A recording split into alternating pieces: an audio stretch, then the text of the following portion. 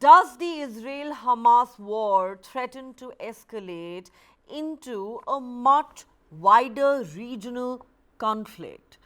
You know, today, when you look at all the events that I have just recounted at the start of my show, you would almost think that this is a rhetorical question now.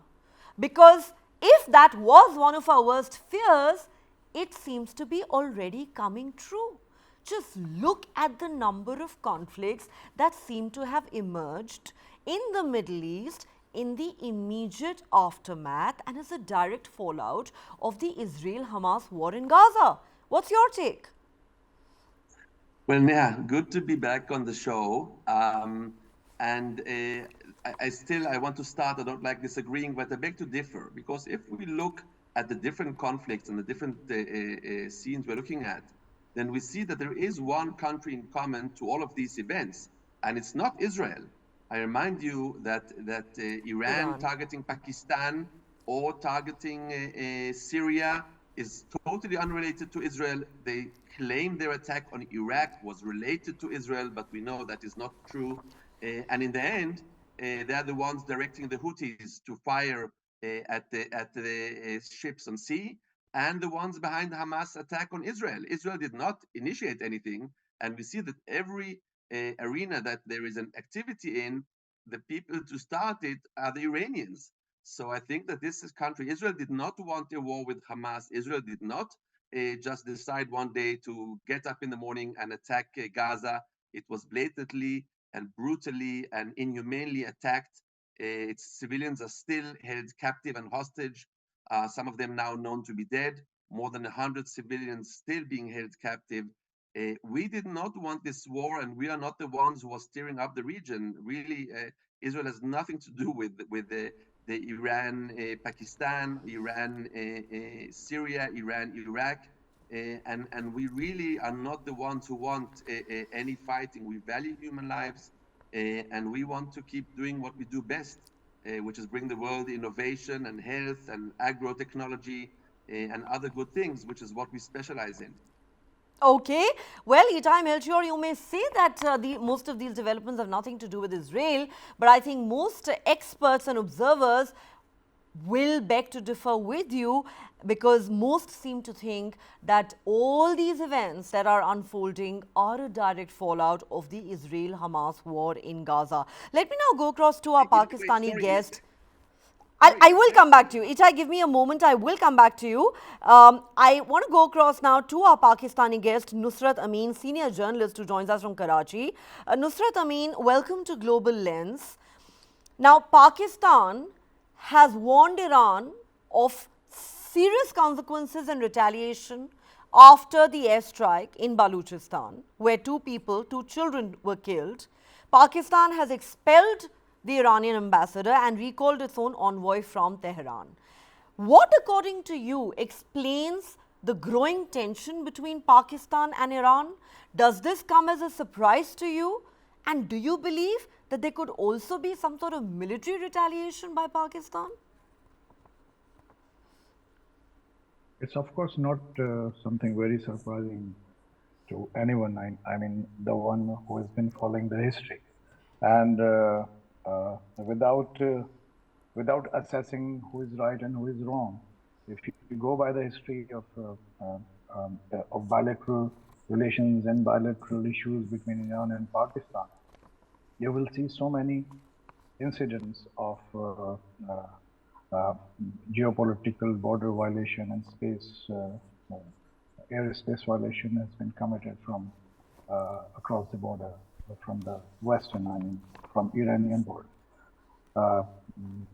The spy that alleged to have been an Indian spy who was arrested and detained in Pakistan still is have said to have crossed the border through Iran, and some Al Qaeda people also, some other militant also have been reported to be on the other side of the border and infiltrated into this region, into this country, Pakistan. So I think this this is something least that one can expect. What Pakistan has done, I think. What I assess out of the recent development is this is something that strongly hints at Pakistan's intention to deal with the issue on a bilateral level through negotiation. Okay, you believe that Pakistan is going to address this through negotiations. Of course, it has Yeah. taken a very strong diplomatic step of expelling Tehran's envoy and recalling its own envoy to Iran. Yeah, that's right. That's right. They have Okay. expelled the Iranian diplomat and they have recalled theirs. So it means that they are not, they don't have any intention to involve military. I think they are going to do a deal with the case on diplomatic.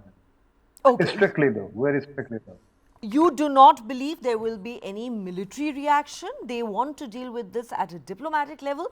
But let me ask you a larger question, Nusrat Amin, before I go across to my Indian guest. Because for over 3 months now, we have discussed the Israel-Hamas war here on this show day after day. Do you believe that the multiple conflicts, I'm not referring to what's happened between Pakistan and Iran in particular, but the various events that have unfolded in the Middle East in the last several weeks, are they a worrying sign that the Israel-Hamas war is indeed escalating into a much wider regional conflict, if not yet a full-blown war in the Middle East? Actually, there are certain regions in this world where nations impact each other, like Central Asia, like North Africa, like Middle East. If anything happens in one country, it sometimes engulfs the others also. But you have asked this question, I think, earlier, talking to the gentleman from Middle East. I think I would disagree with this point that yesterday's strike has something to do with the Hamas and Israel conflict.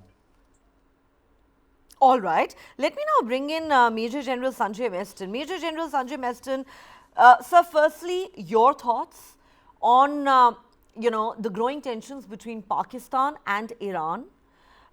Even though, our Pakistani guest says that it doesn't really come as a surprise, but fact of the matter is that the timing is worrying for everyone. And then I've talked about how there have been innumerable developments in the Middle East that seem to suggest that the conflict is widening, whether it is the attacks by the Houthis or the attacks on the Houthis by the US, whether it is the US going after targets in Iraq and Syria, whether it is Iran going after Iraq. The two countries who've traditionally had strong ties are also at loggerheads, and Baghdad has recalled its envoy from Tehran. So there is just so much happening right now. Can we really say that this has nothing to do with the Israel-Hamas conflict in Gaza? I mean, given that the Houthis have publicly said that they are doing this in solidarity with Hamas, we know that Hezbollah has been engaged in exchange of fire with Israel because of the Hamas war, and then behind all these entities is Iran. Nehal, good evening.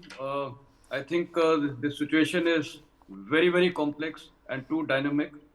My take, there are three issues you have raised.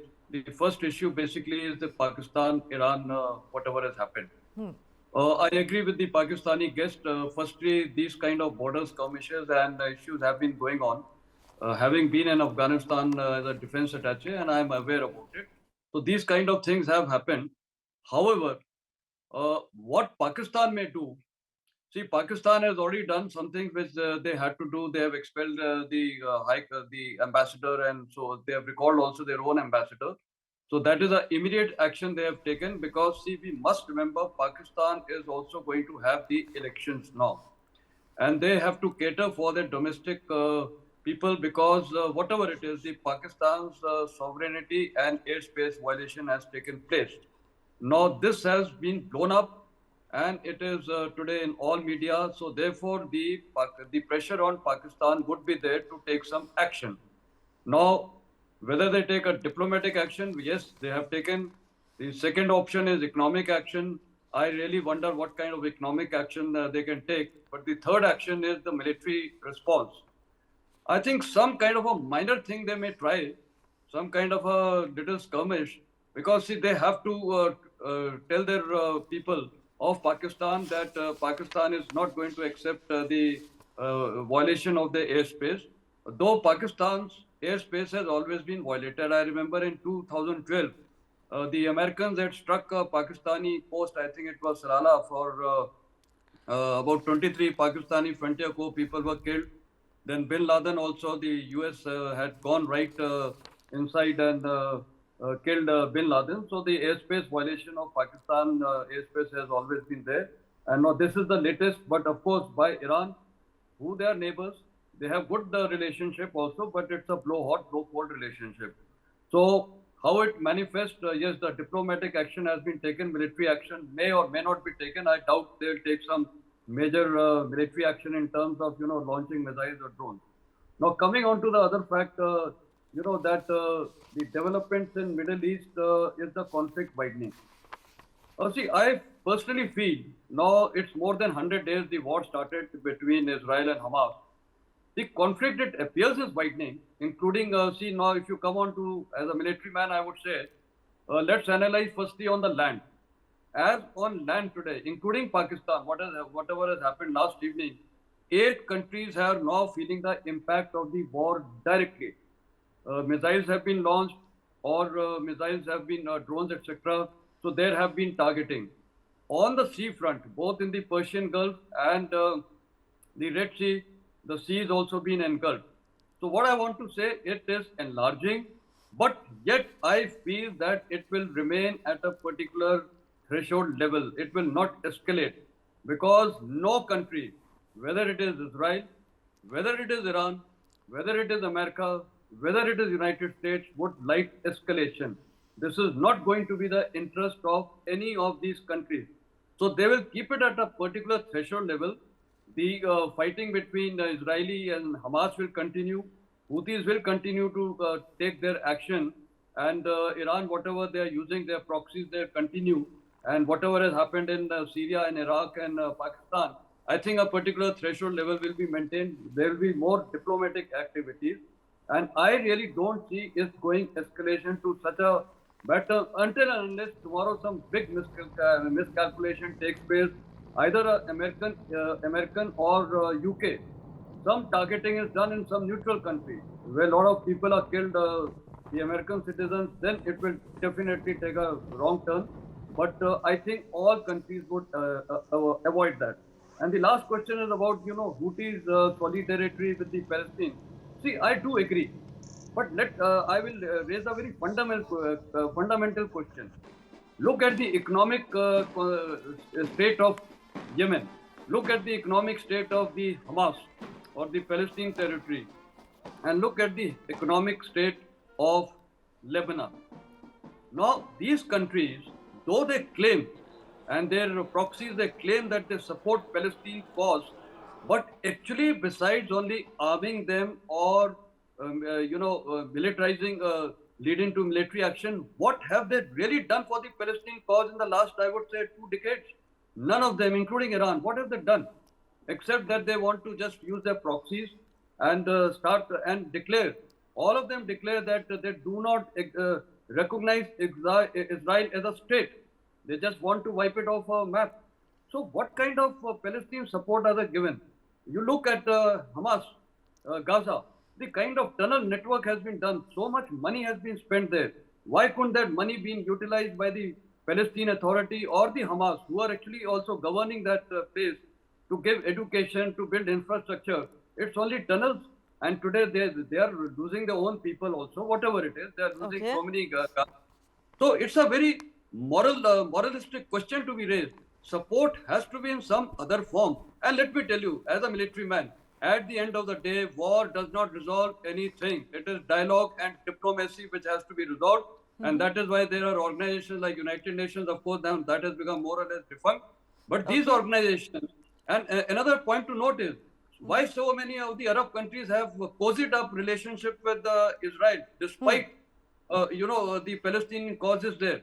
So Yes. there has to be an internal analysis by most of the countries. Support does not mean you just Saudi Arabia had nearly normalized its ties with Israel before the war erupted, and even now they've issued a statement, we will recognize Israel. But now, of course, they're saying that there's a precondition that the Palestinian statehood issue must be resolved.